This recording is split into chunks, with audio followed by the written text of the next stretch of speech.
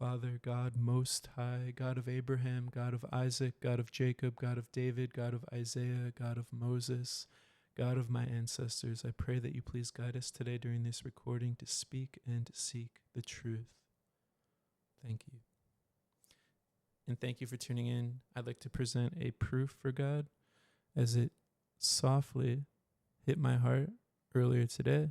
And then I'd like to present both theological and philosophical supports by fellow human beings throughout history who have felt similar things.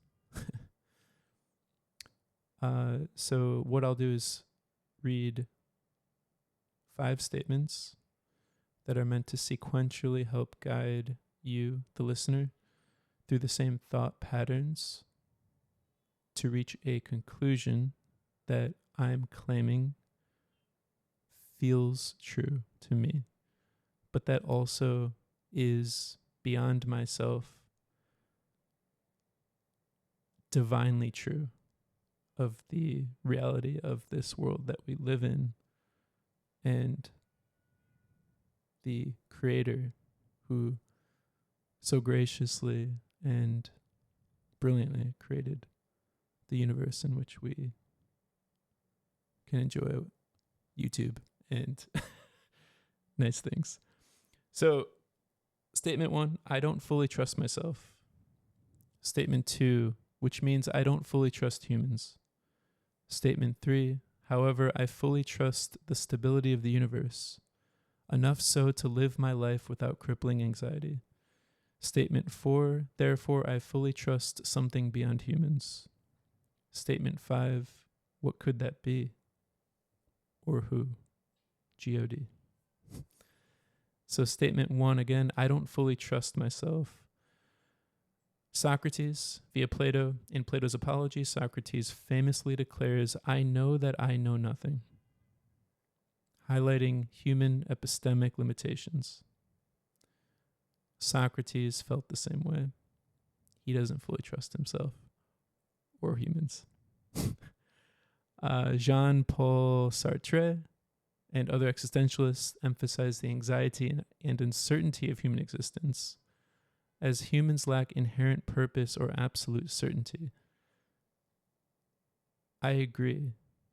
There's nothing that screams absolute certainty or even comes close other than the belief, my belief, and many others' beliefs in God, in a creator. From Christianity, the Bible frequently underscores human fallibility. For example, Jeremiah 17:5 states, cursed is the one who trusts in man, who draws strength from mere flesh. I have experienced that. Some of the worst repercussions of my actions have been after trusting man beyond, let's say, man's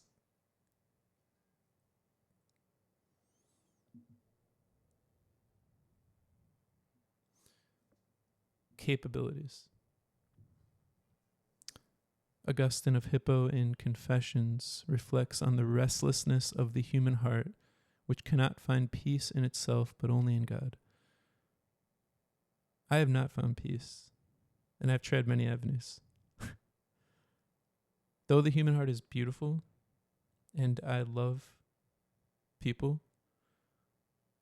there is no peace, at least that I've found. If you've found peace in the human heart, absolute peace, please comment, please enlighten us. However, the closest thing I have found to absolute peace is a belief in the absolute God. My absolute belief in an absolute God. Because not only can God handle the depth and scale of absolutism at that level, and therefore it is justified. But genuinely, I tell you,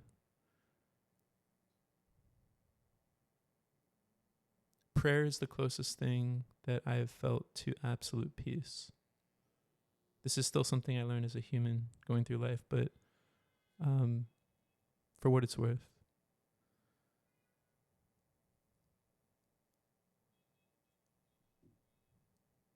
Statement 2, which means I don't fully trust humans.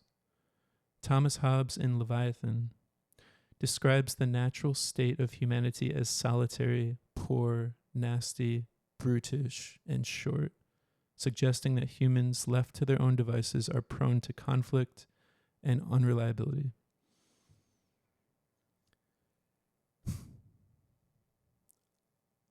I feel like that is very true. If you read, goodness, there has not been a chapter in history that has lasted other than a belief in God.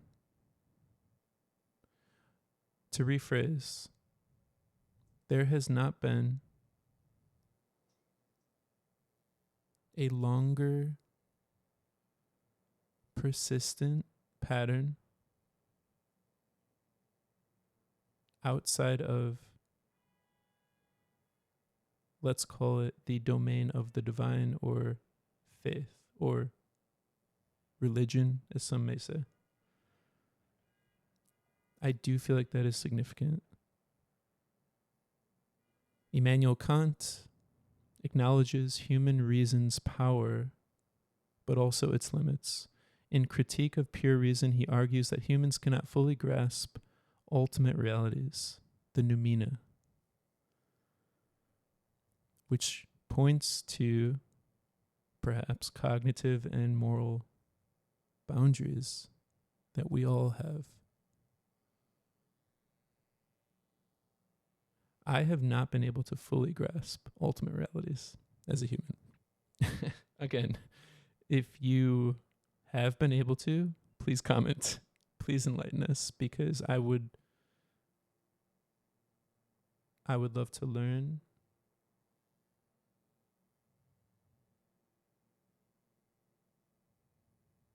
I would love to gather more evidence in this pursuit of truth. In the Christian doctrine of original sin, drawing from Augustine and later theologians like John Calvin, the concept of original sin posits that humans are inherently flawed and prone to error. If we are inherently flawed, if we are fallen by nature, then how can we be an ultimate source of truth and therefore trust? I feel like my inability and many people's inability to have absolute trust in other human beings is not only true, it's an indirect proof of the divine in some ways, and it's a pointer to God. Even from Islamic tradition, humans are seen as khalifa or stewards, but are also fallible and prone to forgetfulness, also called ghafla. The Quran, for example, in Surah Al-Isra 17:11, notes human impulsiveness.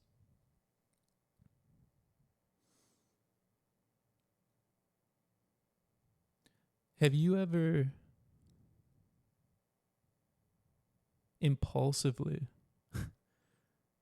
done something that you regretted, that may have not been the absolute best choice?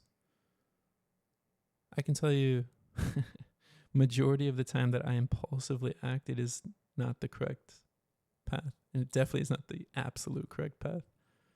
Meaning, of all possible paths, it is the absolute correct. That is not true. So therefore, from Christianity, from Islam, across the theological aisle, we are seemingly sampling and drawing conclusions about the same truth of the universe, which again points to the divine, which points to God. Statement 3, however, I fully trust the stability of the universe, enough so to live my life without crippling anxiety. Aristotle and Aquinas posited the cosmological argument, which, in other words, drawing from Aristotle's concept of the unmoved mover in metaphysics, the inferred statement is that a first cause is necessary to basically sustain the order of the cosmos. Do you believe, like I do, like many people do, that the cosmos is ordered?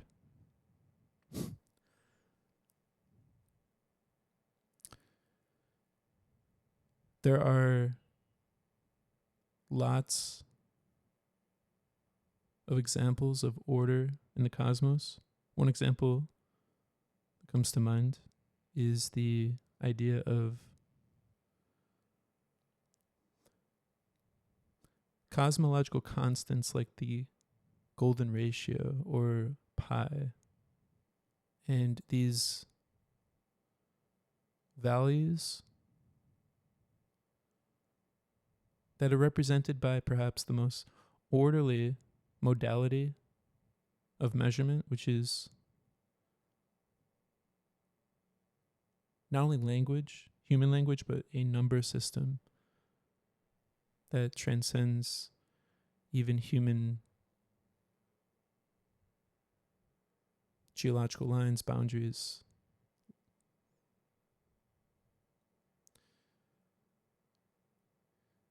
So Aquinas later adopts this in Summa Theologica, also called the Five Ways, or Aquinas' Five Ways, arguing that the regularity and order of the universe point to a purposeful, intelligent design.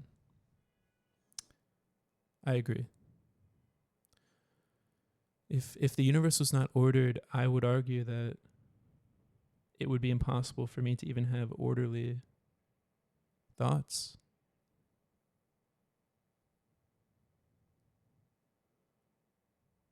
For an absolute God who created an absolute world or universe, to argue that the universe is not orderly would demand evidence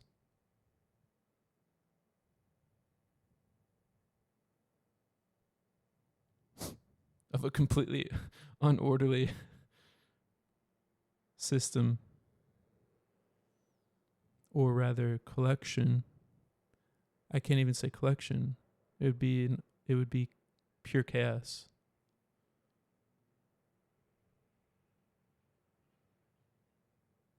The fact that I can even number these statements 1 to 5, I suppose, speaks for itself there. Gottfried Leibniz, in Principle of Sufficient Reason, argues that the universe's existence and order require a sufficient explanation, which he identifies as God, which also aligns with the earlier statement we mentioned. However, I fully trust the stability of the universe, enough so to live my life without crippling anxiety. Because I trust in an orderly universe. Some would argue that anxiety is a pointer to the chaotic, meaning if I were living in crippling anxiety,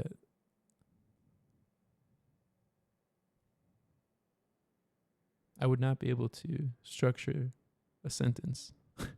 At least in an absolute sense. Psalm 19:1 from the Christian Bible. The heavens declare the glory of God. The skies proclaim the work of his hands. This verse reflects the idea that the universe's order and stability testify to a divine creator. The work of his hands. Even from the other side of the theological aisle, from Islam, Al-Ghazali, in The Incoherence of the Philosophers, it is argued that the universe's coherence and regularity depend on God's continuous sustenance, which is also a pointer to this concept of divine maintenance. If the universe was purely disordered,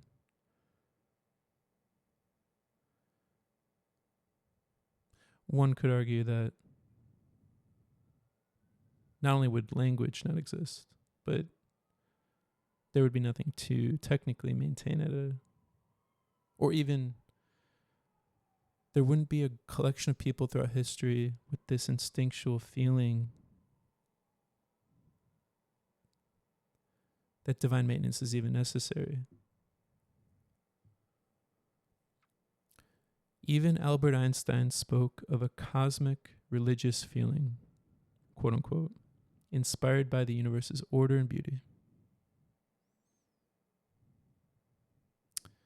Statement 4, therefore I fully trust something beyond humans. Plato in Timaeus describes the cosmos as crafted by a divine demiurge, a benevolent intelligence that orders the universe. Baruch Spinoza and his pantheistic view in ethics equates God with the rational order of nature. While I don't adopt pantheism or many gods, I do believe there's one God. I also trust in a stable universe, just like Spinoza, just like Plato, just like Einstein, just like Aquinas, just like Leibniz, just like Aristotle. Statement 5, what could that be or who? G-O-D. William Paley, in Natural Theology, posits a watchmaker analogy and argues that the universe's complexity and order imply a purposeful, intelligent design, which he attributes to God. René Descartes, in Meditations on First Philosophy, argues that the idea of a perfect being, God, could only originate from such a being, as imperfect humans could not conceive it otherwise. So even the fact that I, as an imperfect human, and all of these other imperfect humans throughout history can even posit the idea of a perfect God points to a source of even the fulfilling reality that thought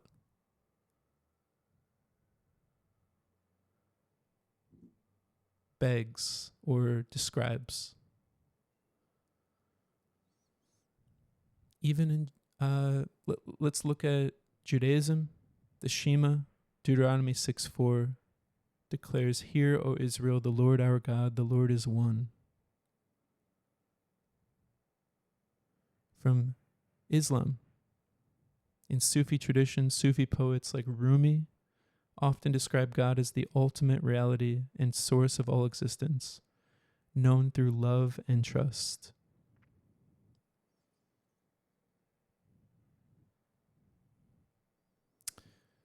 Blaise Pascal, in Pensées, posits his famous wager and also reflects on the human need for God as a source of meaning and stability.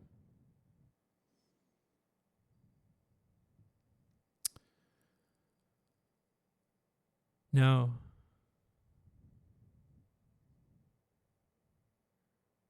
in this same headspace,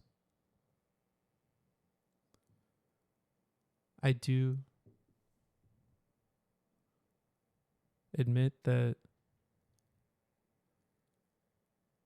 there may be not only critics, but specific critiques that represent fundamental patterns that, though are not absolute, do add a sprinkle of, how shall I say, intellectual pizzazz that can make for an entertaining debate at times, though the absolute truth prevails. One such critique: some skeptics might argue that the universe's stability could be explained by natural laws without invoking God, which is also referred to as scientific materialism. But I would counter that natural laws themselves require an explanation for their existence and consistency. Explained by natural laws. Who wrote the natural laws? Further, are the laws not orderly? Another critique: some atheists might suggest that trust in the universe doesn't necessitate a personal God, but could point to an impersonal force or principle. Now,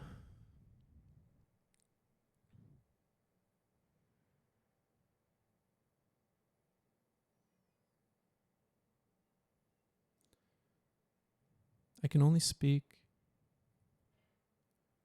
to what I instinctively feel here is truth beyond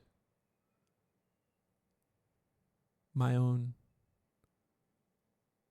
human cognition. For what it's worth, like the universe, and like the one source that has not yet let me down, I will choose faith. I will choose the beyond myself and beyond human rationale as a rebuttal of choice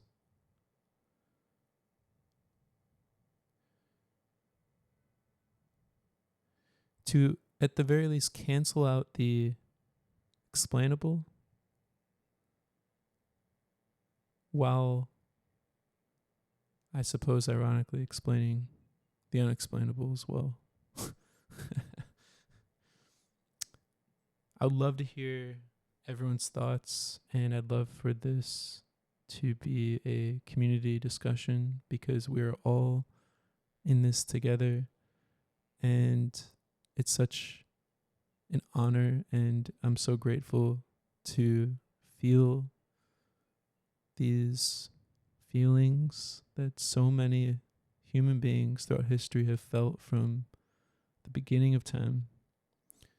And I do feel like it's a beautiful, beautiful journey that we're all on together. And, you know, these truths will set us free. But also, it's important that we stick together as a community. What I have found is that the times in my life where I've been most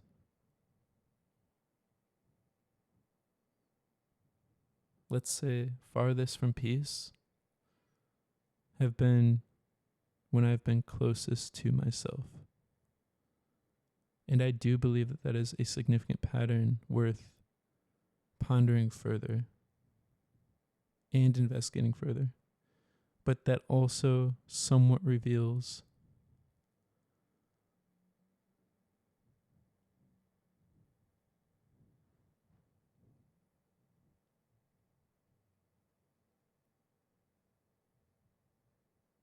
at the very least pathway to perhaps increase peace in our lives, which I do value quite a bit. And I pray that everyone listening feels as much peace as humanly possible in your life, and that you spread as much peace as humanly possible to other humans. And that beyond this world, we can all, I pray, enjoy the peace of the divine together as a unified community.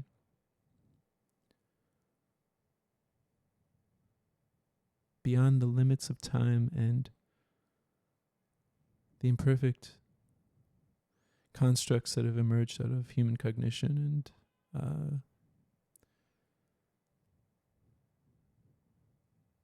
and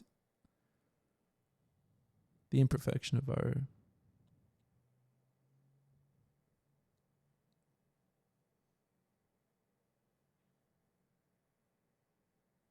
minds. So, thank you for tuning in, and until next time, God bless.